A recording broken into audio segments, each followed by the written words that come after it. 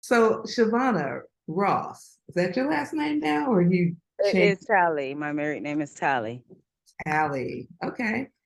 So tell me a little bit about yourself. You're from Ohio, I know that. Yes, ma'am. I originate from Hi. Youngstown, Ohio. I'm 38 years old. I have four kids, 21, 20, 17, and 10. Um, During COVID, we were in Cincinnati, Ohio. I had moved there. It had been about 3 years. I decided, hey, what time to do what you want to do in life now? So I picked up and we came to Texas. Why Texas? See a lot of opportunities. I like that it was multicultural. I like that people were moving on entrepreneurship, getting out there and doing things for themselves, and it is motivating. Um, so that's a little bit about me. I work in healthcare, been in healthcare for 17 years. I'm a medical assistant by degree. I'm a licensed dialysis technician. I also am a mortgage originator by license. And I'm just really trying to broaden my horizons with career choices and get some new experiences and see what else I can be great at. What are some of the things that you've seen in healthcare that makes you want to get out of that industry? It is never really the healthcare. That goes so political.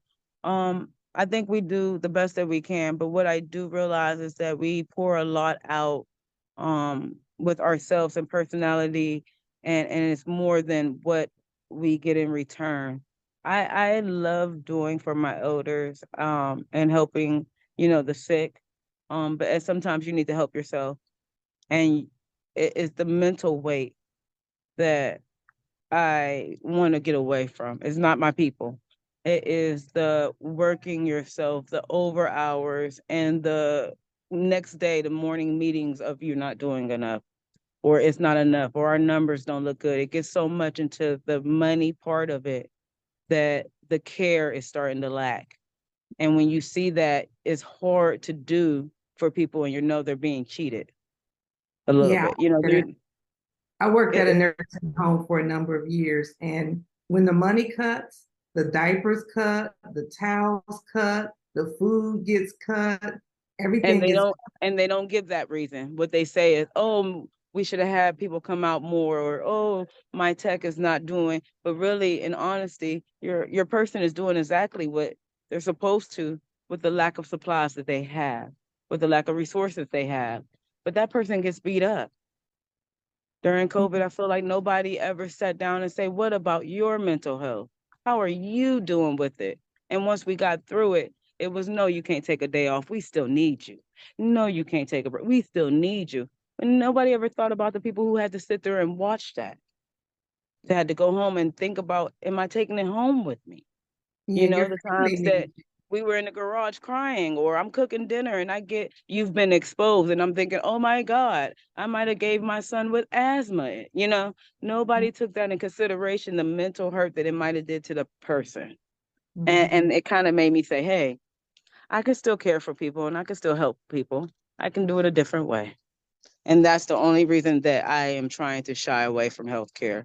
I love taking care of my elderly. I like, the new medicine and getting people well, but I don't like being beat on. And I felt like we got really beat on during COVID.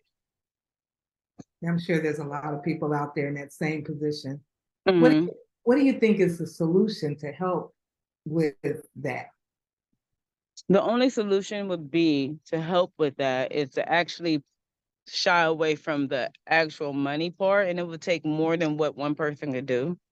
I think if we actually showed our workers a little more compassion, didn't have them so tightly with the scheduling and staffing, if it wasn't so many long hours, maybe even up the pay a little bit, you know, then I feel like people would give more.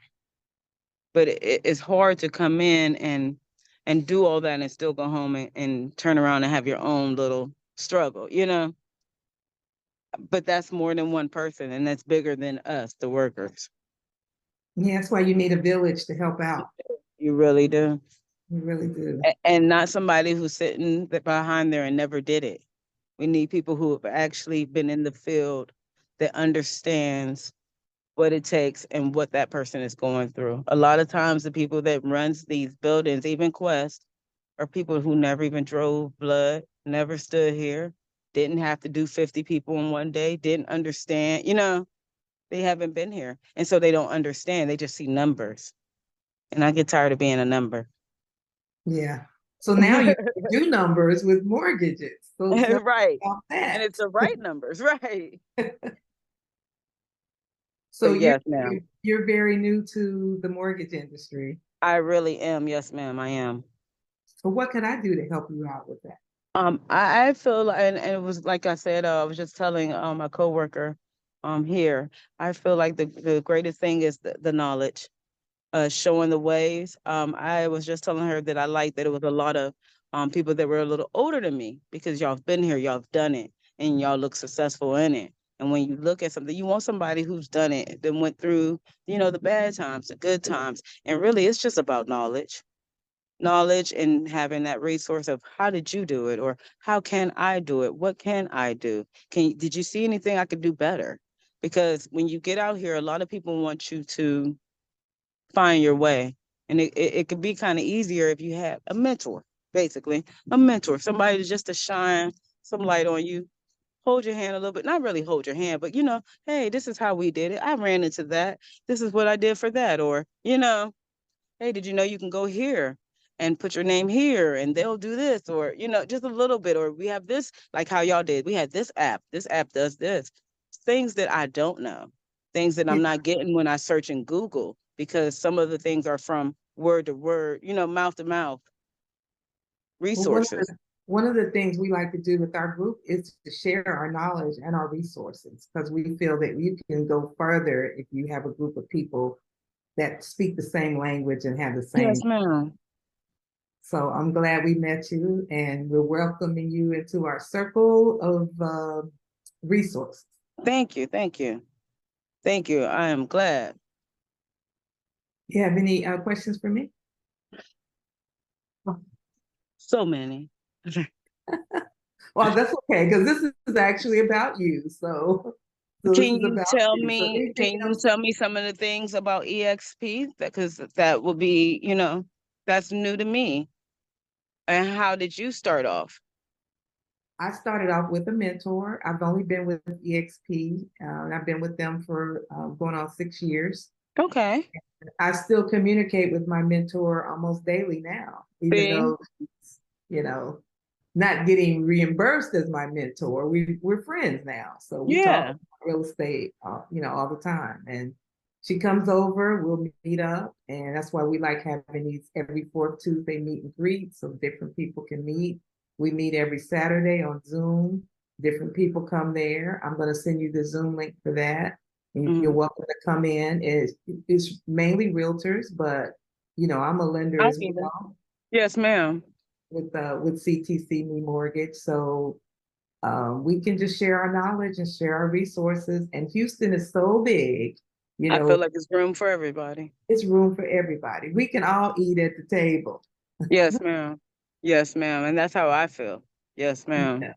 So I love EXP. I love the training that they've given us. Everything is online. We got EXP apps. We've got just all kind of resources. Training at a drop of a dime.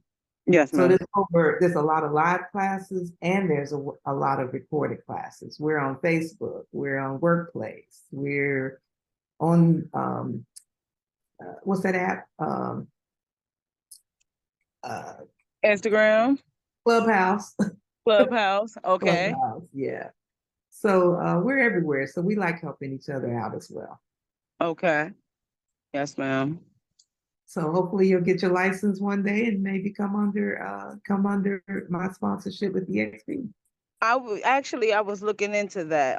And like I told you on the phone before, I was looking into that and looking up some of the classes.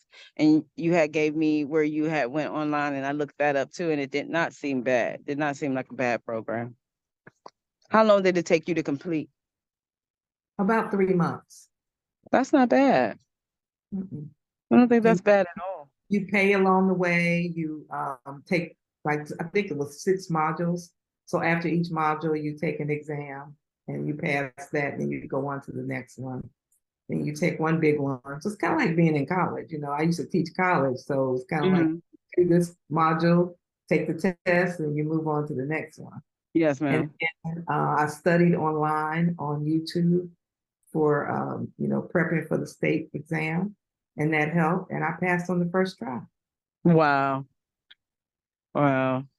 Yeah. So I'm looking into it. I definitely am because I want to look into every aspect that I can use to make it work. And it will. You have the attitude and the personality. I know you're going to be a success at whatever you do. Thank you. Thank you. Thank you. And when I was looking into it, I got a lot of encouragement like that. You got a great personality. You did, so I really believe that I can. I want to put my best foot forward. So I'm excited about it. And like I said, I just want to get whatever I need. I was also thinking about doing the insurance part too, and adding that on there. But whatever it takes, whatever it takes. I'm always willing to look for a better opportunity to better myself if it's with education and if it's in reach, it's doable. And you're going to always be learning. You know, life is a Yes. lifelong learning Yes, aspect. ma'am. I know when I Yes, got out of ma'am. school, I said, I'm never going back. And then And you I, end up still doing things. Yes, ma'am. yes. And I should be retiring and not even trying, but I'm like, I got to do something. So I might as well learn and give back and help people out. But when you like it, it's not as much work. When you're enjoying yourself and you like doing what you do and it gives you purpose, it doesn't necessarily seem like work. Yeah. So I had told you about that community that I Yes, wanted. ma'am. Yes, the co-housing. How do you think healthcare workers could fit in there? Like in my visioning, as I'm getting older, I want to live in a community where there are people there that's going to help take care of each other. Yeah, and that's what I was about to say. It could be a very much with Yeah. assisting our elders. So your CMAs, your nurse, your y'all call them LVNs down here. I was gonna say LPN, but LVNs, that would be a major thing because can run as a nurse. So if you did have like a little facility that came out there, and if they had certain CMAs to go see our elderlies, make sure that medicine is good, no heavy, that would work out good. Because like my mom, she's not necessarily a nurse assistant, but she does light things, going to the store. I could put a thing of laundry in. Did you take your medicine today? Little light things can help elderly a lot. Some of these elders are very good on their own. They just need somebody to make sure they're okay. Hmm. And what about the people if they live there on site? If they live there, then we can make it easy, probably with access to getting blood work done, or like our healthy checks, blood pressure, the light things. Very Hmm. light, so you don't have to go that far into insurances and policies of working and all that good stuff, but just light duty things that we do like at a healthcare fair. We could draw blood, we could do blood pressure medicines, we can do weights, we can, little access things, vaccinations maybe. Yeah, I want all that in this little community. Make it easy. Back Uh-huh. to school, kids need shots. And you have children that live there as well. They can, If they need vaccinations, they need their physicals and stuff like that. A LPN can do that. Mhm. Okay, well, we'll have more to talk about that later. Yes, ma'am. Well, thank you. It was good getting to know you, and I will send you the link for tomorrow, Yes, and ma'am. I'll send you this recording as well.